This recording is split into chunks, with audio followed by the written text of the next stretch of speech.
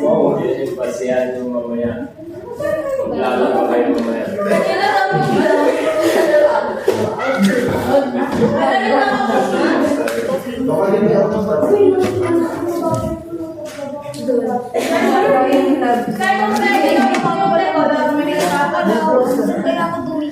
Kailangan hindi niya mamaya ah.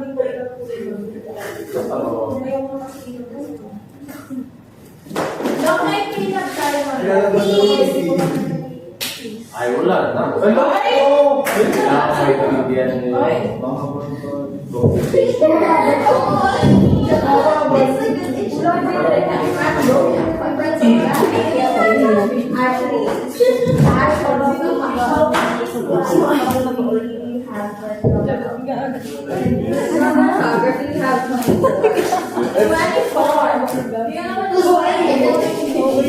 They like that.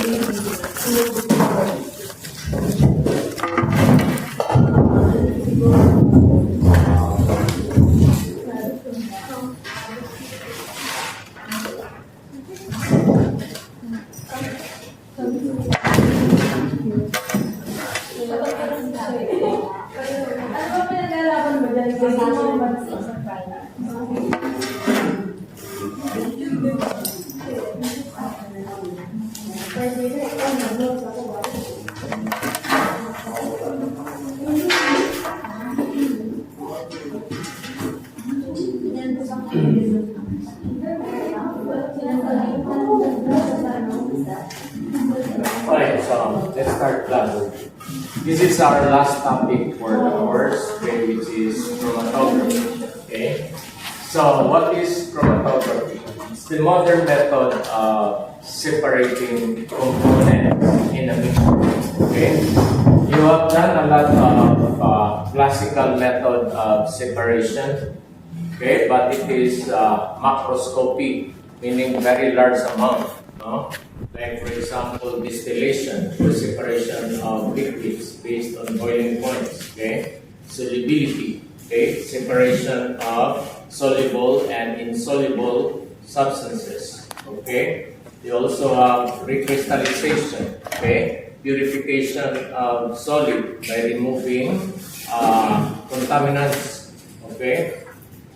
Now, in chromatography, you are separating the components. Even if the components in a mixture exist in micro amount, like 10 to the minus 9 gram. See? Okay? And this kind of technique is applied to various kind of fields. All kinds of fields, class, engineering, science. Okay? Why it is applied? Not because it requires only a very small amount. Okay, to give you a very critical, situation. In if there is rape or crime, okay, and there is a speck of blood retained in that particular crime site, that is enough. That is enough to identify, okay, the culprit. You get that? Just a speck of the blood, or even a strand of hair. One strand of hair is enough. Okay. When you want to know, okay, your identity, okay? You're going to subject yourself, either saliva will be taken or one strand of hair will be taken or blood will be taken, okay? And that will be dissolved in a specific solvent and subjected to DNA fingerprinting, because each individual has a specific chromatographic profile, okay? So kung yung profile ng chromatogram ay iba, okay? Not from your mother, not from your father, but from your neighbor. O, di ba? So hindi ka anak nila, anak ka ng kapitbahay. You see? Okay? That's why this is a very important tool, no? In all kinds of fields. Okay? So let's discuss the concept and principle of this one. Okay, so as you can see here, in chromatographic analysis, which you have encountered already in your inorganic, okay, when you're doing thin layer chromatography, remember? Okay, there are two phases involved. Okay, you have the stationary phase and the mobile phase. So these are chromatographic terms, okay?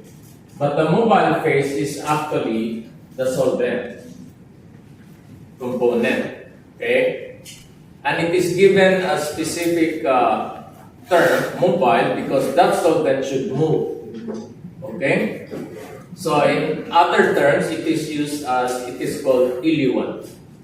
Okay? So this mobile phase could be pure solvent or a mixture of solvent. Like in your thin layer chromatography, you were using a mixture of solvents, acetic acid and ethyl acetate. What is the purpose of that? Why you are mixing? Why not just one particular mobile phase? You are adjusting the polarity of the solvent. Okay? You mix slightly polar and more polar to make it a little bit polar, or you mix polar with non-polar to make it a little bit non-polar, you see? And why you do that? It depends on the nature of your sample, okay? If you want to separate a component in the sample mixture that is slightly polar, then you have to adjust the polarity of the mobile phase also, closer to the polarity of the target analyte. You get that? Okay. Now the stationary phase, okay, is the other component of chromatography, and this stationary phase is usually a solid. Okay, while the mobile phase can be a liquid or a gas. Okay, so this solid stationary phase can be used directly itself, okay, or it needs, okay, a solid support where you have to coat the stationary phase, just like in thin layer chromatography. The stationary phase was silica gel. That's the common stationary phase, okay, which is made up of silicon dioxide. And it is coated on this aluminum plate, you see, okay? Sometimes the solid support is a glass, and those supports do not participate in the reaction. What participates in the reaction are these two components, okay? So what is the basis for separation, okay? Now, when you have this mobile phase, okay, and you have your sample, okay, you place that in the stationary phase, like in column chromatography, okay. When you pour your eluent, which is your mobile phase, okay, it will start moving And once it hits your component, your sample which contains component A, B, and C, the mobile phase, once you pour your sample in the stationary phase, these three are already starting interacting with the stationary phase.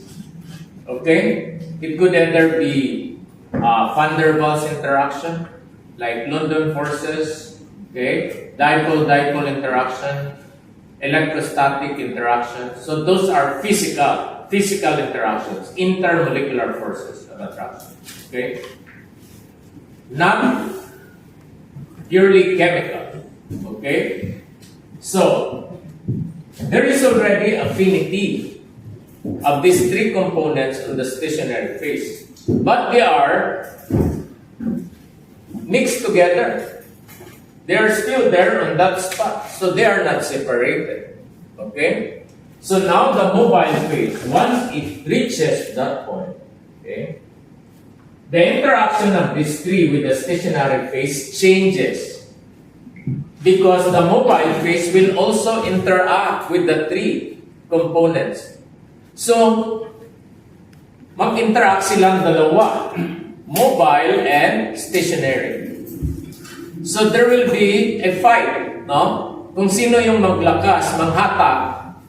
If the stationary phase has a very strong interaction with the component, A, for example, compared to the mobile phase, what will happen to the movement of component A? Will it be faster or slower? If A has a very strong interaction with the stationary phase and less interaction with the mobile phase, what will happen to your A? Will it move faster or slower? Slower, okay? However, if B has a stronger interaction with the mobile phase rather than the stationary phase, will it move faster or slower? Faster. So that's why the separation will be based on that. Okay? So the one that has the strongest interaction with the mobile phase will be the one that will get out of the column first, followed by the second, followed by the third. That's the basis of separation. Okay? So that's why you are adjusting the polarity of the mobile phase. Because in some cases, the polarity of the mobile phase will carry the two components at the same rate. So they cannot be separated. Okay? So once you have removed that, of course you have to identify the components that get out of this. Okay? So either you put a detector there. In high-end chromatographic analysis, you put a detector there to give a signal that a solute is coming out. Okay? So, if you're going to monitor the signal, okay, versus the time or volume. When you say time, that means, okay, how much volume is coming out? Like after 1 minute, ilang ml ang lumabas na mobile phase? You plug that. Okay? So your x-axis will be based on time. You can also determine you can also use your x-axis as volume. Like after 2 ml, okay? After 4 ml, 6 ml, 8 ml, ano yung signal sa detector? Okay? The signal of the detector is directly proportional to concentration of the analyte that is coming out. Okay? Now, when the analyte comes out here, hindi siya lalabas na direksyong lalabas na ganyan. Okay? Pag lalabas yung isang component, let us say C, lalabas yung C na yan. Okay? Paglabas niya, hindi yan nakalabas na ganyan yung solid lumalabas, ganyan, no? Okay? Lalabas muna siya, okay? Paglabas niya, may mauna. Yan, mayroong maunang kunti muna. Tapos, palaki ng palaki ng palaki, palaki ng palaki, hanggang naubos siya. So, the signal will also identify that. No? Dito, unang lalabas, maliit. Tapos, palaki ng palaki, and then pababa ng pababa, and then wala na.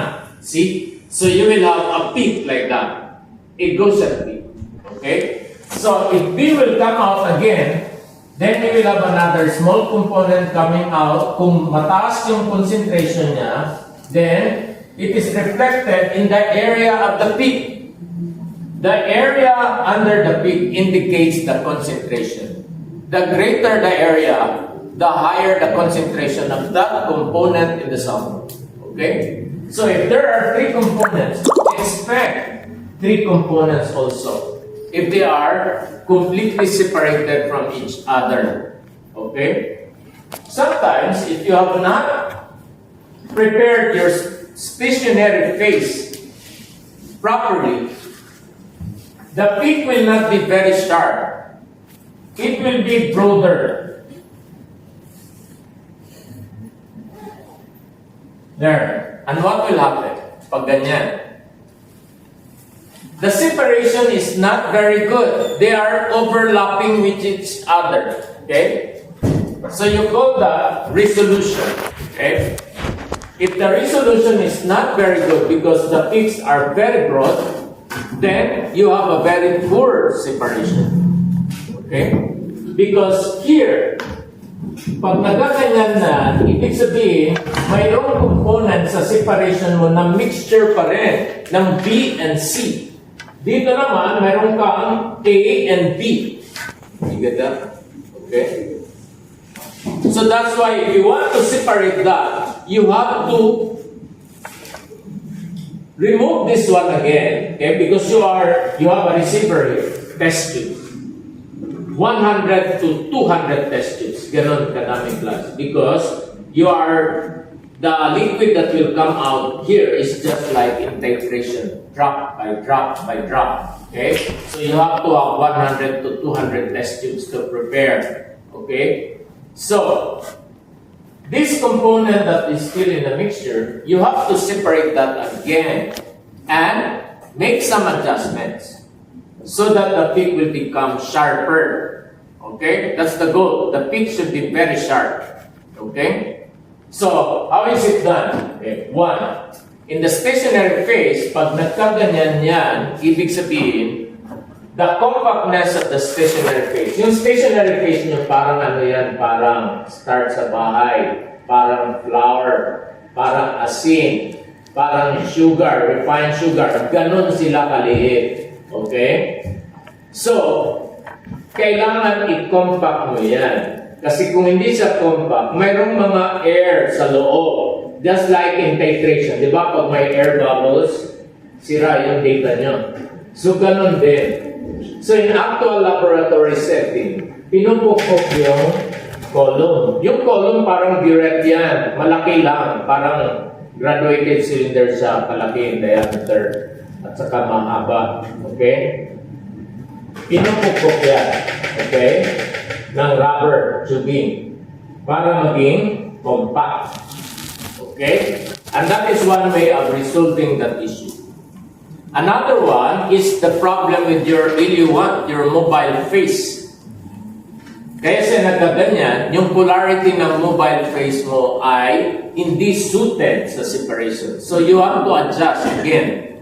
You have to adjust the polarity. That's why the mobile phase can have 2, 3, 4 solvent components in order to come up with complete resolution of the 3 components.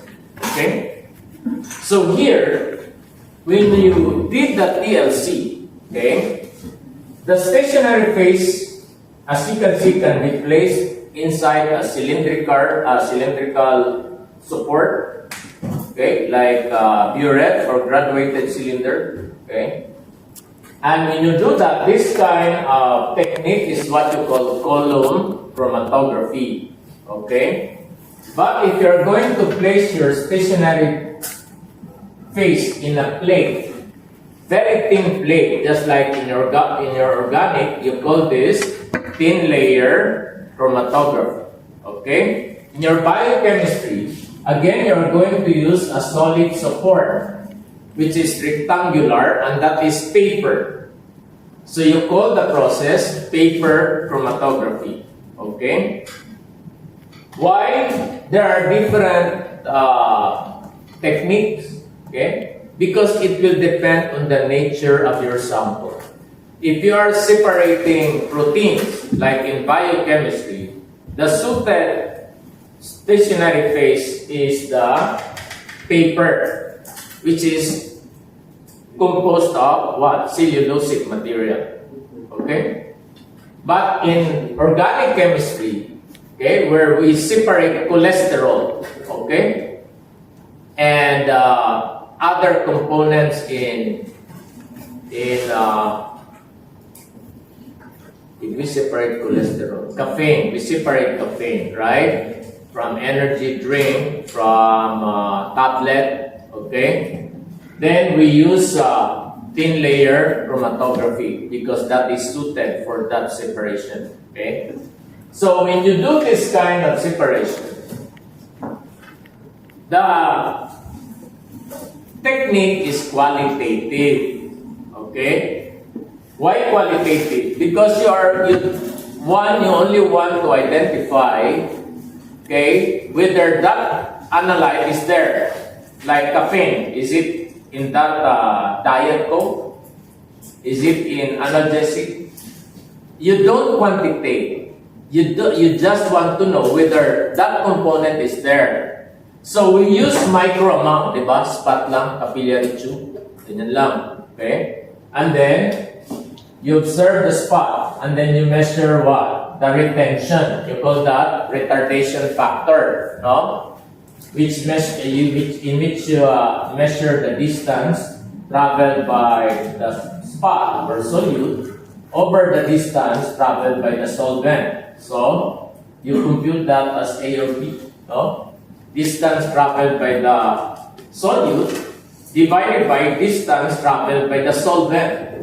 And you call that retention factor or retardation factor. Okay? And if the value of your analyte in your sample, say caffeine in energy drink, is the same as the RF value of your standard, which is pure caffeine, then you are sure that your sample has caffeine. But if there is another spot,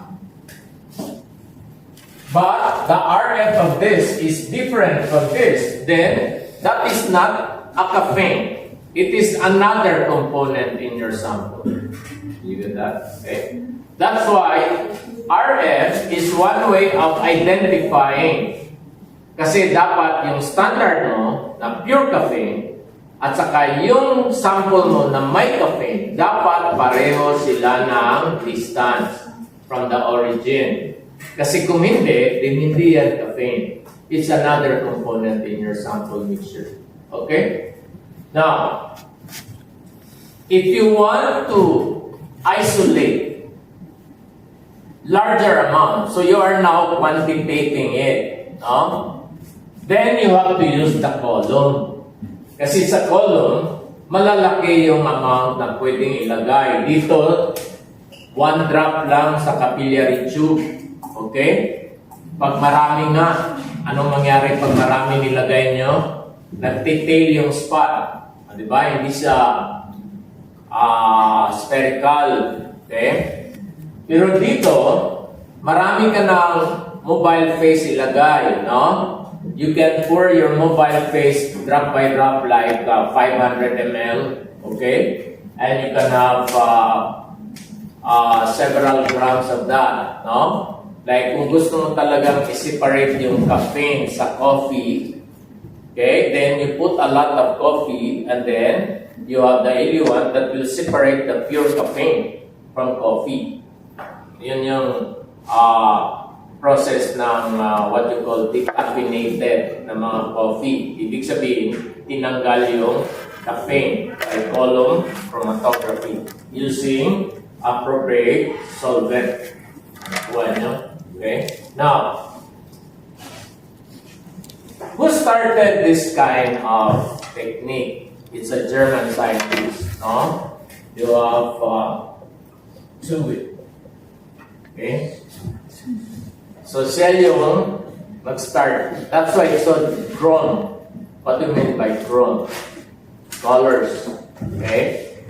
Kasi it started with plant extracts.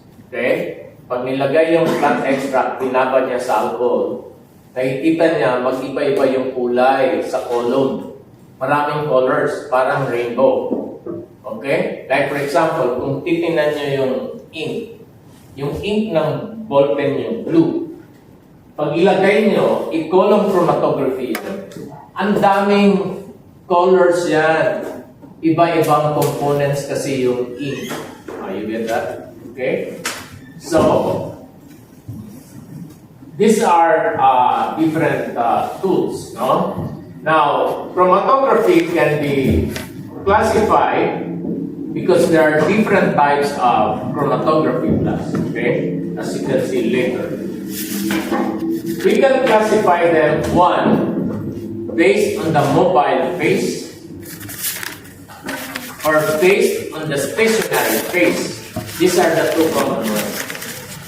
Some classifications are even based on the support, solid support, na hindi siya part. Okay? So, what are the two common mobile phases? What are the two common mobile phases? Gas. You have liquid and gas. So, if the mobile phase is a liquid, then you call the process liquid chromatography. Right? If the mobile phase is a gas, then you call that gas chromatography. Okay? So these are the two general types of chromatography based on the mobile phase. Okay? Now, if the mobile phase is a liquid and the stationary phase is a solid, then you call this liquid-solid chromatography. Okay? And since the liquid is absorbed on the solid, this is also called absorption chromatography. What do you mean by add? On the surface lang. Diba? Pag-absorption within. Okay? So this is another way of classifying, no? Based on mobile and stationary phase. Okay? Now, if the mobile phase is a liquid and the stationary phase is also a liquid that is sprayed on the solid support, okay? Then you call this liquid chromatography. Now, since these two liquid partition the solute, ibig sabihin yung solute, ito, andito yung stationary phase, andyan yung solute mo, dadaan yung mobile phase. So, ano nangyari sa solute? Na-sandwich doon sa dalawa, mobile and stationary. So, that's why this is also called partition chromatography. There. Okay? So there are other classifications, but ito yung very common. Okay? So, if you're going to have an example, okay? Say, what is an example of liquid-solid chromatography, which is also called adsorption chromatography? One of that is TLC. TLC is liquid. You notice your mobile phase is a liquid. You place that in a beaker. Okay? And what is the stationary phase? It's a solid. Okay? So you call that liquid-solid chromatography or adsorption chromatography. Okay? Now, example of partition chromatography is paper chromatography. Okay? Magtaka ka, bakit paper yan, sir? Solid naman yung paper. When you use the paper glass, yung interaction is not really the mobile phase and the paper. No. In that paper, there is water.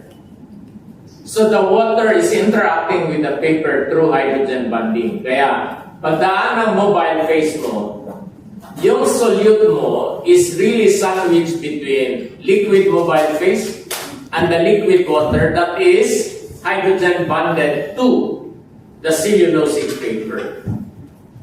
So yung real stationary phase niya ay hindi yung paper mismo, yung water na nandyan. Okay? So that's why it's called liquid-liquid or partition chromatography. Ano po niya? Okay?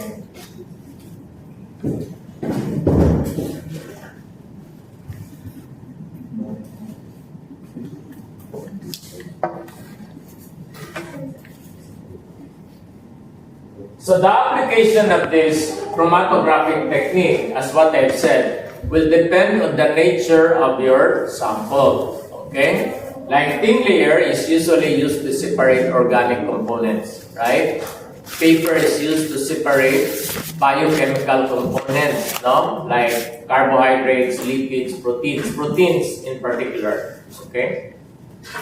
So, in other separations, like for example in your molecular biology, pag dumating kayo sa third year, you're going to do electrophoresis, okay, which is another chromatographic technique, okay, to separate DNA, okay.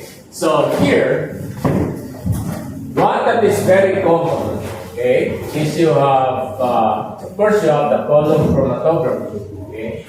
We also have what you call ion exchange chromatography.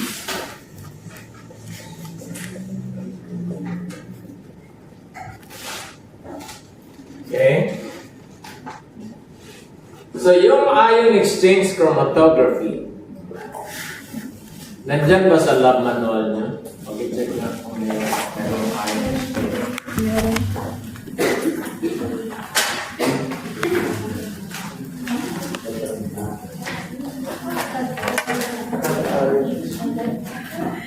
Meron sa dulo, exchange chromatography.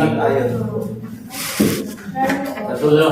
So yan yung nilagay kong bago, no? Which is an application of chromatography. Kaya lang, hindi pa dumating yung stationary phase. Kaya hindi natin magawa. Okay? So, in that technique, okay, saan yan ginagamit? Okay, here. The most common stationary phase is what? Wala agad. Ano yung most common stationary phase na sinabi ko kanina? Silica gel. Anong component ng silica gel? Silicon dioxide plus buhangin. Okay? But there are other stationary phase, like in the lab, like we have aluminum oxide, parang starch yan. Okay? You also have diatomaceous earth, which is actually calcium carbonate, powdered calcium carbonate. Ayan yung different classes of stationary phase. Okay? Another one, okay, is a resin. Okay? A resin class is a polymeric material. Polymeric beads. Beads yan siya. Okay? And these resins, okay, can be positive or negative. Okay? So, if the resin that you are using, okay, is positively charged, then you call this anion exchanger. If the resin that is serves as your stationary phase is negative, you call this cation exchanger. Okay? Now, ano ibig sabihin yan? Okay, here. When you do this kind of separation, in which your stationary phase are charged or ionic, diba? Ionic sila. Cation, anion. This is the stationary phase that is appropriate for separating molecules that are also charged. And those molecules that are charged are proteins. Okay? Yung mga proteins, okay, are made up of what is the basic unit of protein? Amino acid. Okay? So, your amino acid, okay, has a carboxylic group and amino group. You see, that's why it's called amino acid. Okay? At bakit naging charged sila? Because amino acids has a certain pH because it's acidic. Okay? So, pag yung pH ng amino acid mo, okay, ay equal sa pH ng solution mo, then your amino acid has a charge of 0. Kasi, yung pH ng amino acid mo kapareho ng pH ng solution ng ginawa mo. Okay? And different amino acids have different pHs. You call that pKa. Diba? pKa is directly proportional to pH. And there are 20 amino acids in our body. Okay? That would generate different types of proteins. Okay? So yung mga proteins na napuproduce sa katawan natin have varied functions. One, they are enzymes. So they can act as a catalyst. Okay? Pwede din silang structural, like nails, hair, structural protein yan. Mga proteins yun sila lahat. Okay? Collagen is protein. Diba, naglalagay kayo ng collagen para maging stronger yung hair niya. Magpapatox ng collagen para bumata. Diba? Oh.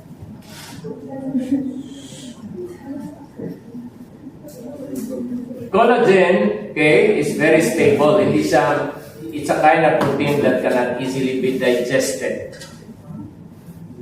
Kaya yung hair nyo, pag namatay tayo, anong matira? Buto at saka hair. Kasi it's very stable. But hair can be very soluble in certain solvents. Okay? Kaya there are various applications for hair. Kinokollect yan. Hindi lang yung parang ordinary hair. Maraming function. Check the internet. Maraming applications ang hair kasi protein siya. The same thing as eggshell. Maraming products ng eggshell ngayon. Kala nyo ano lang yan? Calcium carbonate. Maraming ano dyan, minerals na pwedeng ma-extract. See? So mag-research kayo. Mag-research. Mga medical doctors ngayon, hindi sila graduates noon. Yung mga medical doctors, pag-graduate, diretsong clinic, okay, diagnose. Hindi na ngayon. Mga doctors ngayon, mga researchers sila. Okay? They are medical doctors. They are also what you call research PhDs. Okay? Because if you are doing research, you can diagnose the patient properly. Noon, walang research, very theoretical. Magbasa sa libro lang. Okay? Saan galing yung libro? Galing yan sa mga publications lahat. At you know, publications have certain errors. Merong mga publications na plagiarized. Okay? Kung mayroong mga budol na mga tao sa scientific community, mayroon din. Okay? O dito kayo mag-publish. I-publish natin yan kahit mali yung grammar. Di ba? Kaya, chinecheck ngayon, no? Chinecheck yung mga thesis nyo. Okay? Kung sarili nyo pang salita yan. Kasi technology becomes very complicated. Pwede ka na magsalita pwede na yung AI magsalita. O, di ba? Hindi na ikaw. So, ang galing ng grammar mo. Pero pag babasahin ko na yung sagot sa lab manual, bakit mali yung grammar na to? Pero pag assignment, ang ganda ng grammar. Galing naman mag-English ng mga medtech na to. Wala talagang mali sa grammar. Pag Turnitin ko, wala talaga. 100%.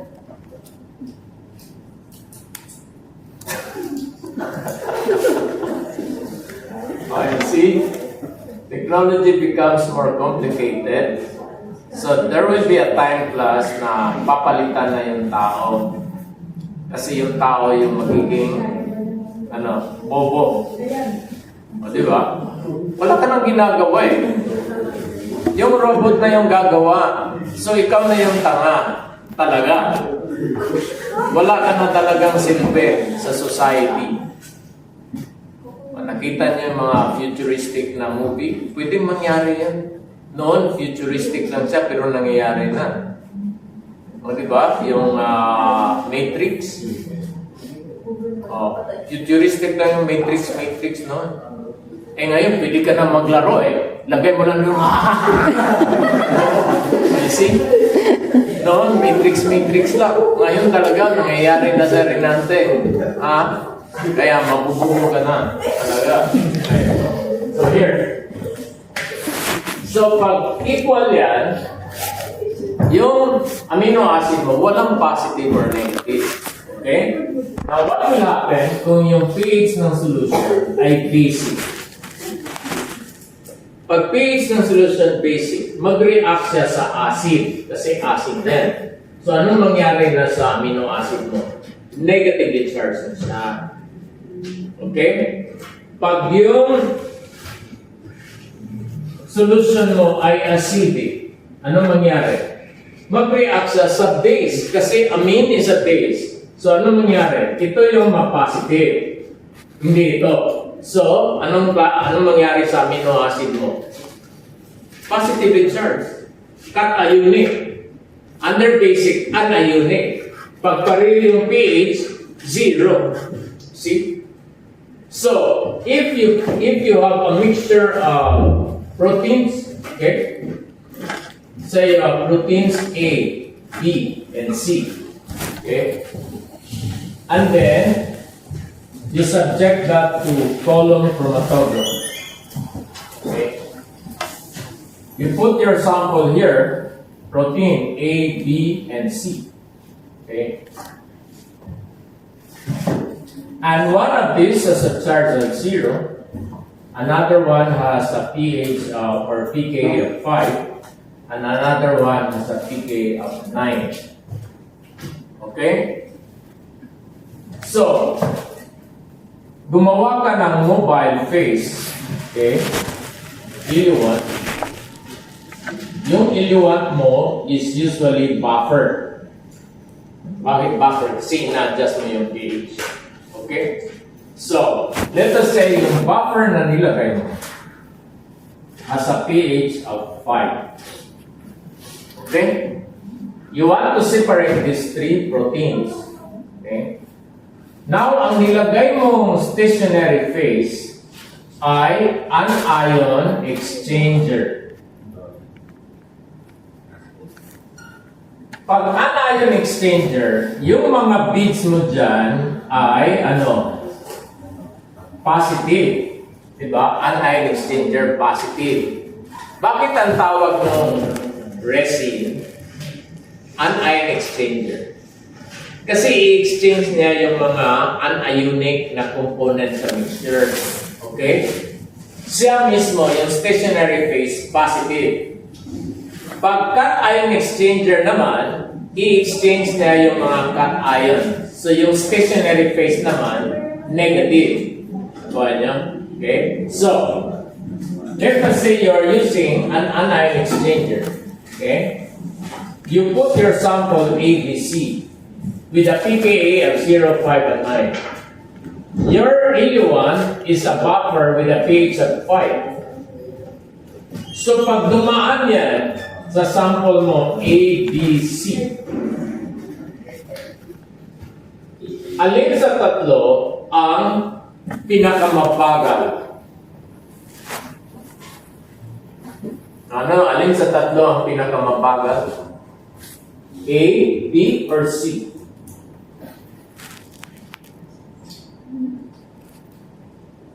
Alin? Yung B. Bakit B? Kasi neutral, zero charge. So paano siya gagalaw? Wala silang interaction eh. Neutral. Maiwan siya. Okay? Now, anong kasunod? Ano yung mas mabilis sa B? A or C?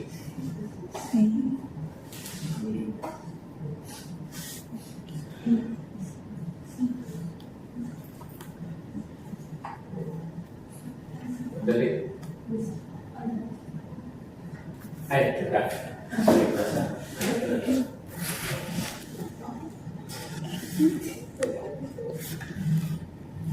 Let's see. Dali ah.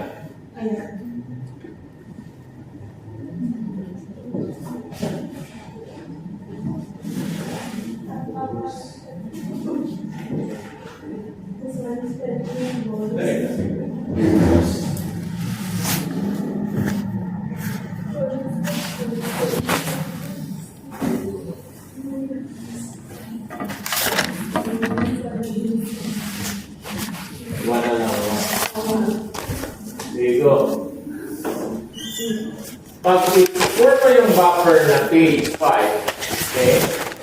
Which one yung pinakamabagal dyan?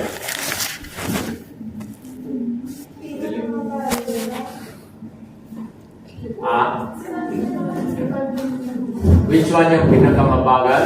A, B, or C?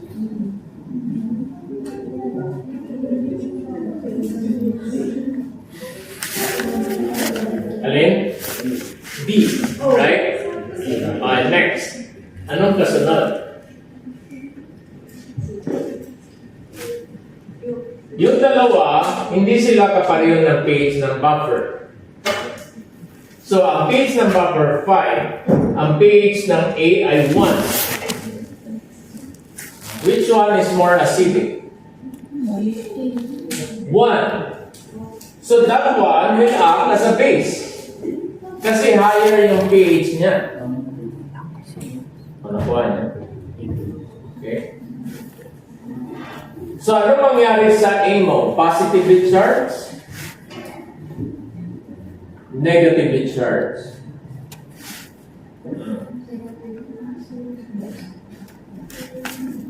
Positively charged or negatively charged? Negatively charged kasi mas acidic na siya. Yung C mo, positively charged or negatively charged? Positively charged kasi siya yung basic. Ano mangyari dyan? So kung ito, negatively charged, ito ay positively charged. Dumaan, naiwan na yung B, di ba? Alin yung mabilis lalabas? A or C? Ano yung exchanger mo? Anion exchanger, positive and charged. Which one has a greater interaction with the stationary phase? A or C? Which one can attract your stationary phase? A or C? A, kasi negative. So, mabagal yan. Kasi meron silang electrostatic attraction. Yung C, positive, magre-repel yan. Yun yung unang lalabas. Anong kasunod? Tingnan natin, anong kasunod? Yung B or A?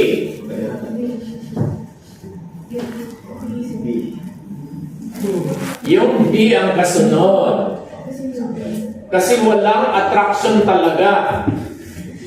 Pero yung A, may attraction eh. Electrostatic, di ba? Alam niyo, very strong yan.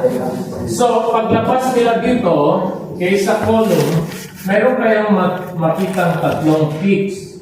At yung height yan, nag-depend sa concentration of force. Pero yung distance from the origin, nakadepende kung sino yung unang lumabas. Yung unang lalabas, yan yung unang peak. So this will be peak what? Anong peak ito? C. Followed by what? B. And then you have A. So the longer lalabas, the higher the retention. Kasi ang tagal niya lumabas. So the shorter the time, di ba yung X niyo pwedeng volume, pwedeng time. The shorter the time, or the less amount of volume that is coming out, then it has a smaller retention. Hindi siya ma-retain. Nakuha niyo? Okay? Ano naman mangyari kung palitan mo yung stationary phase, gawin mo cation exchanger? Pag cation exchanger, yung column mo ay, yung mga bits mo ay ano? Negative. So, ipur mo yung ABC. Ano yung unang lalabas? Negative na yung mga yung stationary phase mo, negative na. So, ano yung unang lalabas? Yung A, followed by what? E again. No? Yung last, C. Naintindihan niyo na? Don't worry, mamaya, nakikita natin.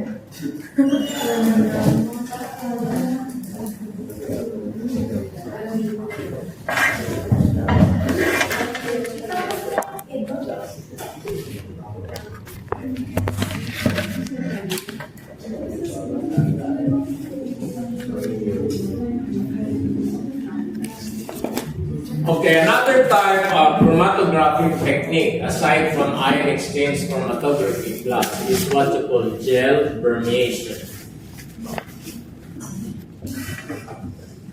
Chromatography.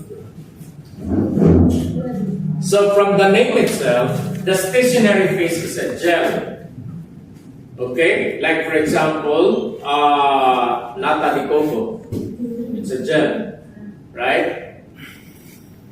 Gel is usually derived from seaweeds. Di ba? Pag gumagawa kayo ng gelatin sa bahay, bumibili kayo ng iba-ibang kulay na, di ba? Tinutunaw nyo, tapos lagyan nyo ng iba-ibang klaseng lasa. Di ba? Para mauto yung visitor nyo. Ang dami mong ganda kasi iba-ibang kulay. Diba, nilagyan mo pala ng different dyes lang. Okay, pareho lang ito. Kasi lagi. Yan yung mga technique pag wala talaga yung pera tapos biglang may visit na bisita. Bibisita, kaya tawag bisita eh, kasi visit. Diba? Okay, so here. So yung stationary phase mo, okay, gel. Yung mga gel plus, porous yan. Diba? Nag-absorb sila ng water. So, porous. So, pag porous, meron silang mga cavities na malalaki, merong maliliit. Okay? Yan. So, merong cavity malaki, maliit, may medium. Okay? So, anong purpose nitong type na chromatography na to? Kung gagamitin niyo yan. It is used to separate components based on molecular weights. Pag malaki yung molecular weight ng compound like protein, malaki yung size niya. Okay? So pag lower yung molecular weight niya or medium, okay? Then iba-iba yung sizes nila. And this is the best technique to separate the components kung magkaiba yung molecular weights nila. Kasi, pag i-column chromatography mo yan, okay, say A, B, and C. Yan yung gumamit ka ng gel, a stationary phase with different porosity. Merong medium, merong maliit, merong malaking cavity. So pag dumaan yan, which one yung unang lalabas? Yung pinakamalaki or pinakamaliit? Which one yung unang lalabas sa column at ma-detect yung signal? Yung pinakamalaki or yung pinakamaliit? Oh.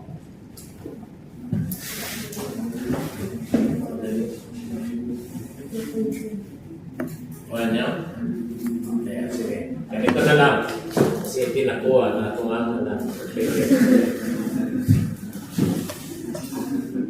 Let us say ito yung mga pores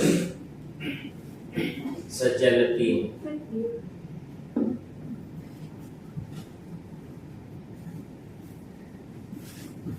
Yeah.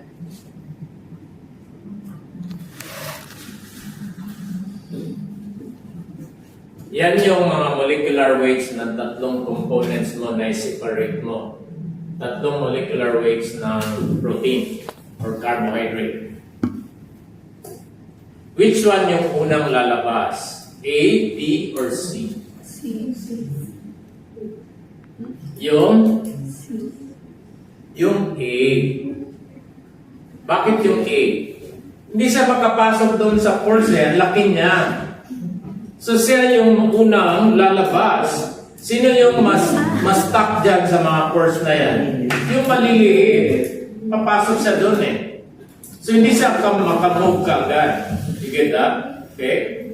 So yung peak na ma-observe nyo dito, okay, you will have what? A followed by B followed by C. Ganyan. Sa gel formation chromatography. Hindi siya nakabase sa charges. Okay?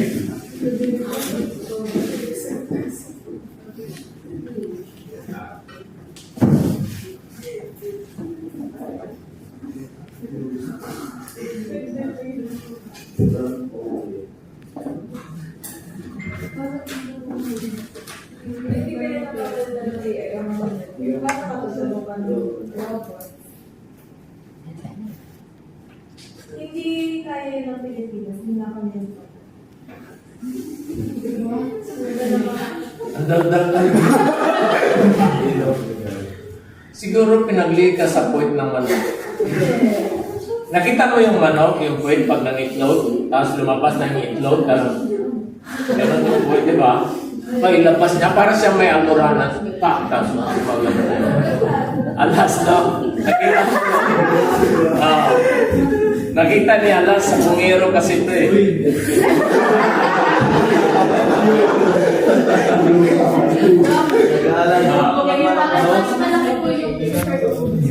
Bakit po mas mataas po yun?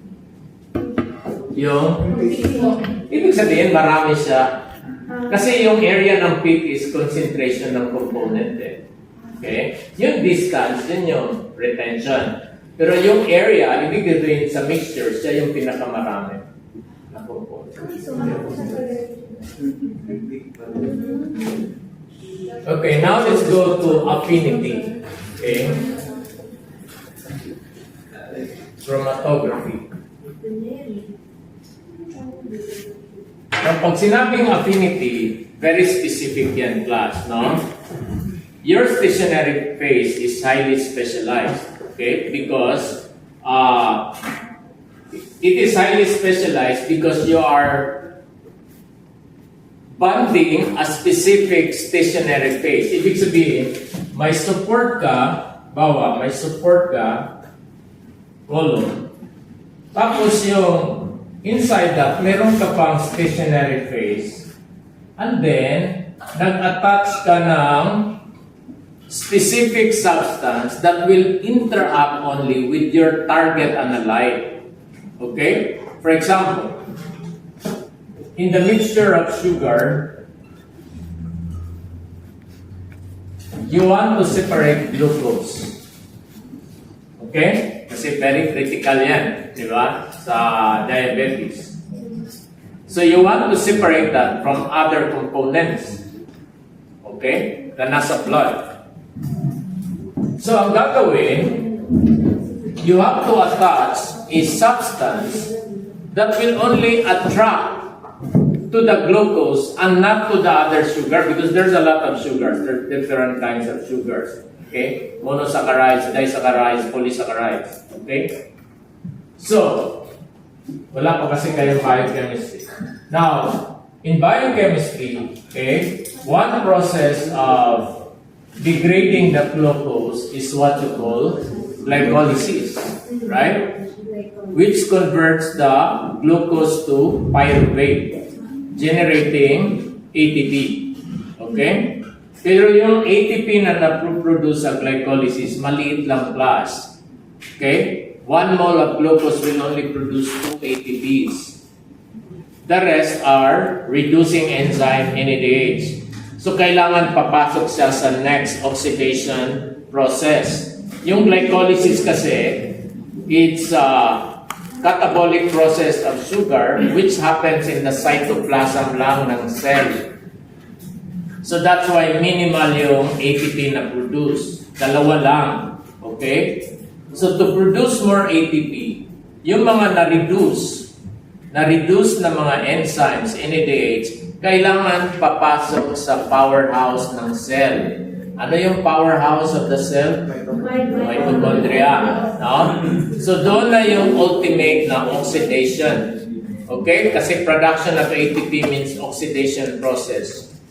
So ano yung cycle doon that will produce more ATP? The Krebs cycle or citric acid cycle. Okay? So yung mga acetate na na-produce sa glycolysis, okay, from pyruvate, papasok doon sa Krebs cycle, okay, to produce more ATPs. Okay? So, in separating glucose or in glycolysis, the degradation is based on different types of enzymes. Okay? So one particular enzyme that is involved here is glucose phosphate dehydrogenase. There's a lot of controlling enzymes, no, sa glycolysis. You will learn that in your biochemistry. Okay? So, you use one particular enzyme, attach that here, specific only for glucose. Ibig sabihin, yung mga ibang, di ba, enzymes are very specific in their action. Okay? So, pag itaan mo yan na may glucose, yung glucose, masabit sa enzyme na yan kasi siya yung substrate ng enzyme. So, the rest of the sugar, okay, dadaan lang. Okay? And then, after that, you wash it with the solvent system, and then dislodge the glucose from the enzyme by denaturing the enzyme. Kasi enzyme is a protein, di ba? So pag na-denature yan, matrain na yung glucose. So you call that affinity chromatography. Okay? Another one is what you call isoelectric focusing.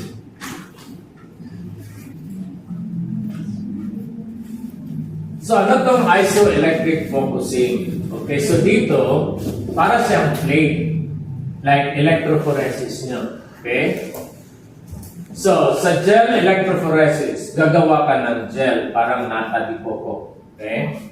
And the separation is based on the gel. So, very fragile yung gel nyo, class, no? Pag nag-prepare kayo, pag-transfer niya, kasi i-tune nyo sa UV light, remember sa organic nyo? Para makita yung mga caffeine, kailangan ilagay sa UV light, di ba? Makita kayo mga spots. So, ganun din. I-view siya sa UV light. But it is a gel. So, kailangan daan-daan mong ilipat kasi pag nag-crack yung gel, wala na. Okay? So, here, sa isoelectric focusing, yung gel, okay, is designed, okay, in such a way that different regions have different pHs. Okay, kunwari ganyan. Okay? And then you have a mixture here. Okay? Yung mixture, merong mga ano dyan, wells na ilalagay mo yung mixture mo. Okay? So, pag yung mixture mo, okay, mayroong pH 2, pH 1, pH 3, pH 4. Yan yung component ng mixture mo. Different pHs. Niran mo. Okay? You pour daily 1. So, magmumove na sila. Pagdating sa pH 1, alin sa apat ang hindi naggagalaw? Yung pH 1, kasi equal na sila. So, 0 yung charge, hindi na siya gagalaw. So, yung 3 will continue. Pagdating dito, ano yung mas stuck dyan? Yung pH 2. You see? So, that is another technique of separating components. And you call that isoelectric focusing. Okay? So, for other chromatographic techniques, okay, let's review some of these slides. Okay? So, you know already what is mobile phase, stationary phase, and supporting medium, right? So, this is chromatography, which we discussed, no? So, you have column chromatography. So, the stationary phase should be packed properly. Bakit? Ano mangyari kung hindi siya packed? The peaks that will come out, okay, will be very broad, okay? And the tendency is that one peak will overlap with the other peak. So, resolution is not good.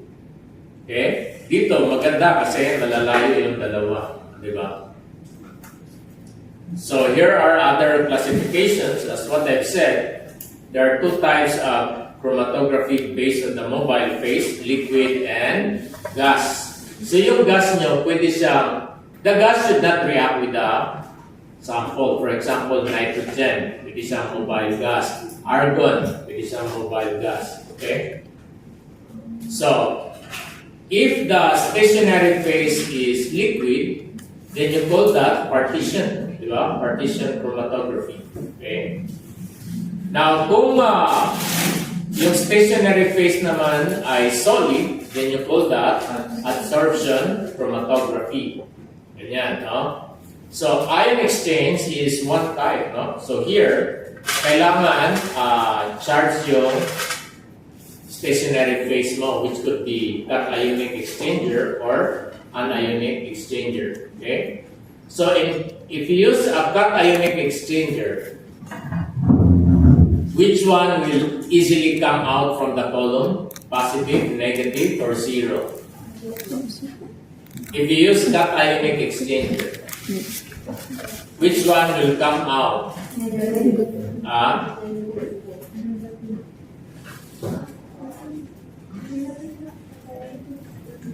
Negative, right? Kasi kung cation exchanger, negative yung charge niya.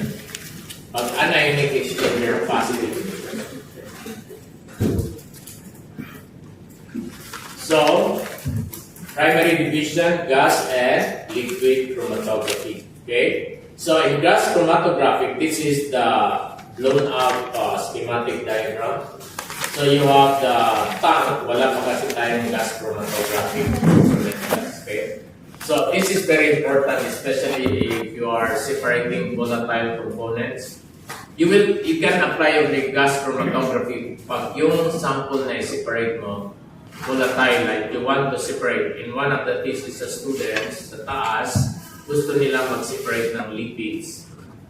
Okay, so you have to use gas chromatography kasi lipid, okay, can be volatile.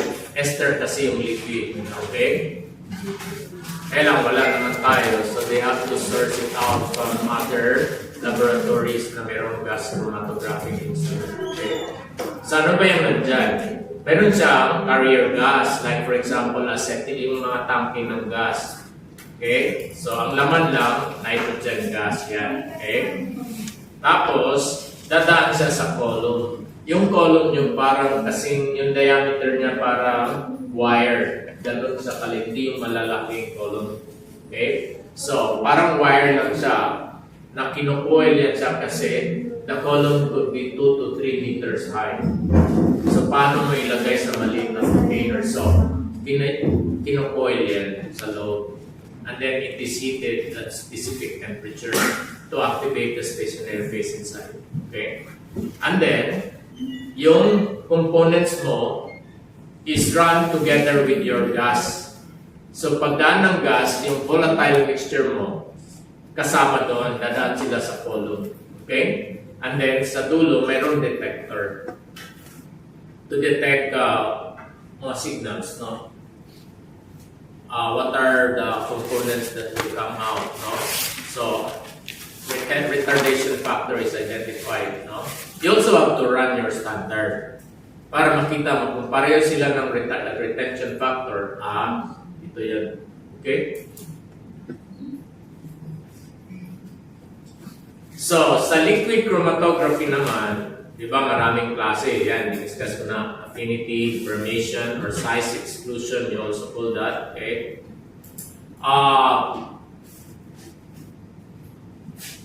One chromatographic technique na based on liquid chromatography is HPLC, which we have in the Department of Pharmacy, pero sinira nila ulit.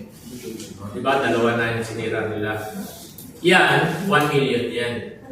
Kasi HPLC is very expensive. Anong ibig sabihin ng HPLC? High Pressure Liquid Chromatography. Bakit ang tawag niya high pressure? Kasi sa column, di ba yung column niyan, yung flow ng stationary ay yung flow ng mobile phase mo at saka yung solute. Nakadepende sa two factors. Yung length ng column, okay? At yung flow rate, yung bilis ng mobile phase mo. Okay? Pag mabagal yung mobile phase mo, pwedeng abutin ka ng ilang linggo bago lalabas dito. Okay? Now, why is the flow rate of the mobile phase very slow? Okay? Mayroong mga causes. One is yung stationary phase mo is very fine. Nakita nyo, pag naglagay kayo ng sun, mag-purify kayo ng water by putting sun, okay? I-pour nyo maruming tubig. Di ba mabilis yung water lalabas? Kung lalagyan nyo ng soil, okay? Mabilis bang lalabas yung water? Kung soil, mabagal. Kasi finer yung soil kaysa sun.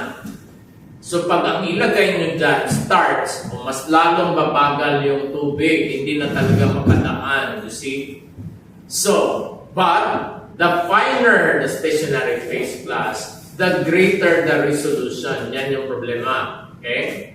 Kasi kung malalaki yung stationary phase mo, is, pagdaan ng mobile phase mo, lulusot yung mobile diretso, bilis.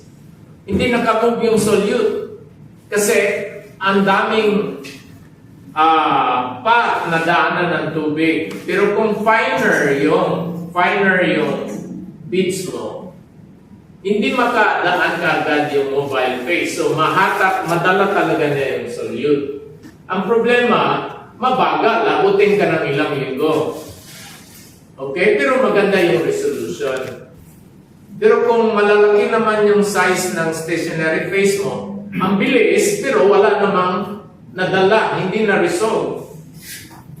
So, since better yung finer, ang ginagawa, naglalagay ng pressure sa taas. So, that's why HPLC is called High Pressure Liquid Chromatography. Kasi, pinupush siya. Yung pressure dyan naabot ng 25 atmosphere. Eh, di ba yung pressure ng environment natin, 1 atmosphere lang? Dyan, abot ng 25. Ipupush niya talaga. So that it will take only 1 hour to separate the components. Okay? That's why it becomes very expensive. Okay? Which hindi ginagamit. Kasi pwede siyang ginagamit siya for medtech and pharmacy dapat. Kasi pag nagseryoso kayo mag-research talaga sa medtech, dapat yung mga thesis nyo is about vaccine, mga ganun dapat. Mga enzyme, kinetics. Kasi mga medtech kayo papunta kayo sa medicine.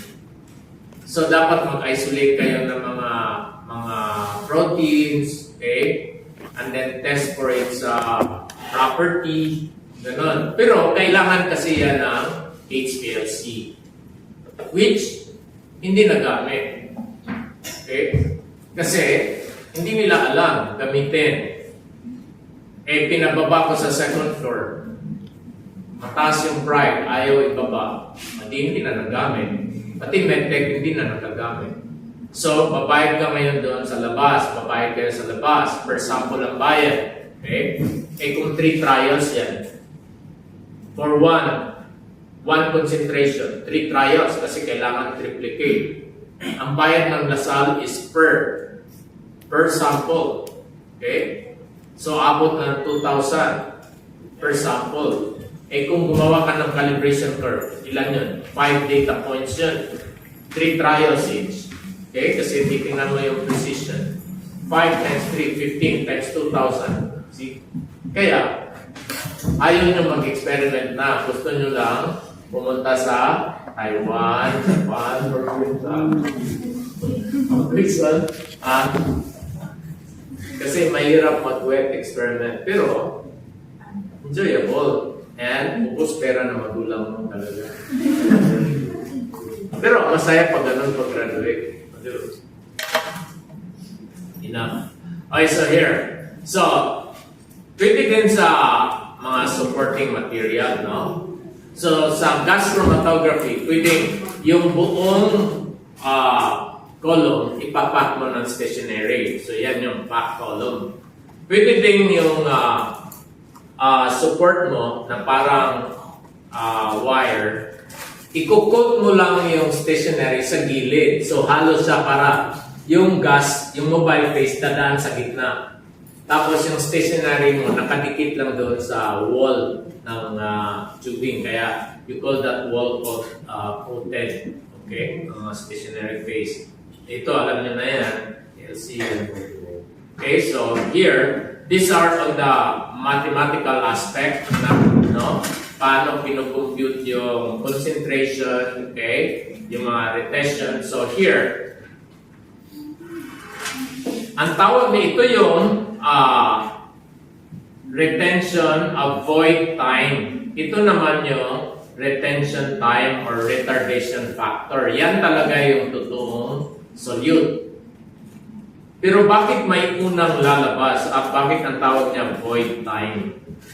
Kasi, di ba, pag pour mo ng mobile phase, ano yung maunang lalabas?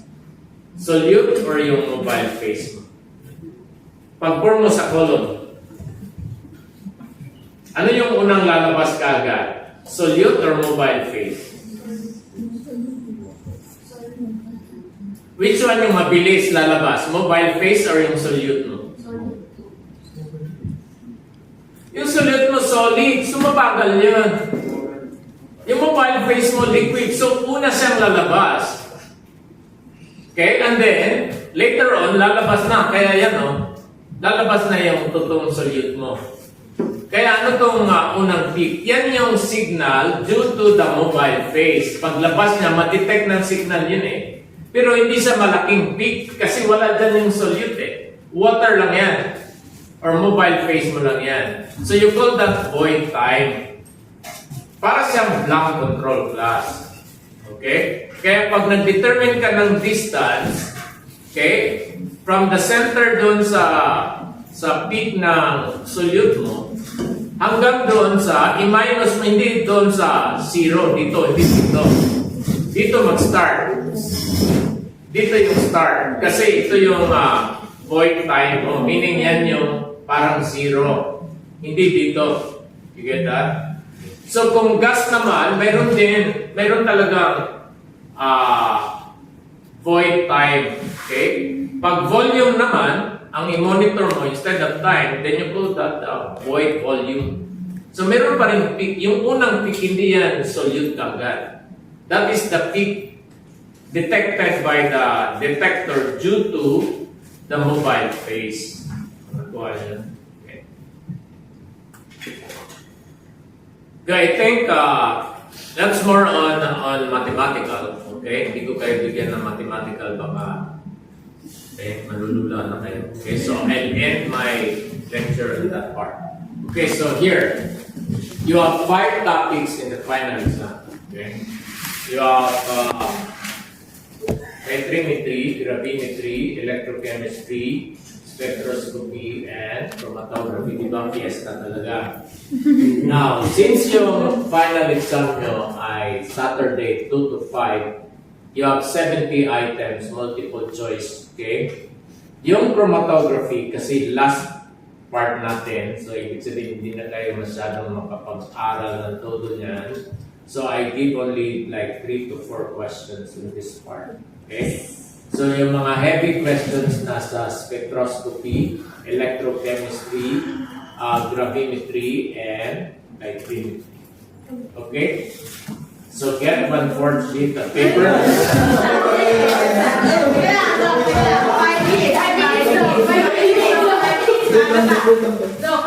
Okay, so since last na natin yan, ngayon din, hindi ako magbigay ng quiz.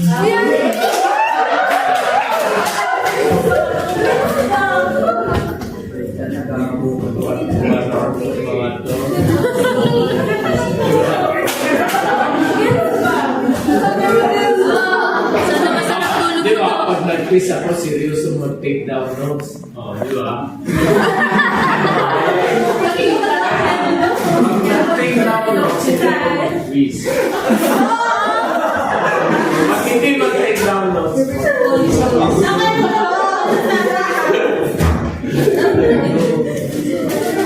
ano basta yun, mag-quiz tayo, right? Okay, let's be democratic. This is a democratic country. Yung gusto mag-quiz, raise your hand.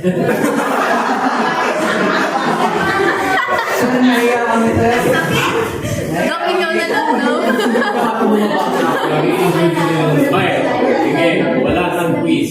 Pero pag-aralan niyo yung lab manual niyo kasi wala ako, hindi ako magbibigay ng quiz. Doc, hindi po nasa doc yung sa doc citation na document. Ang laman lang po nung PPT is hanggang double citation lang po. Alin yung parang... Yung naka-doc word, doc yung word. Yung naka-word. Sige, remind niyo ako mamaya sa parang...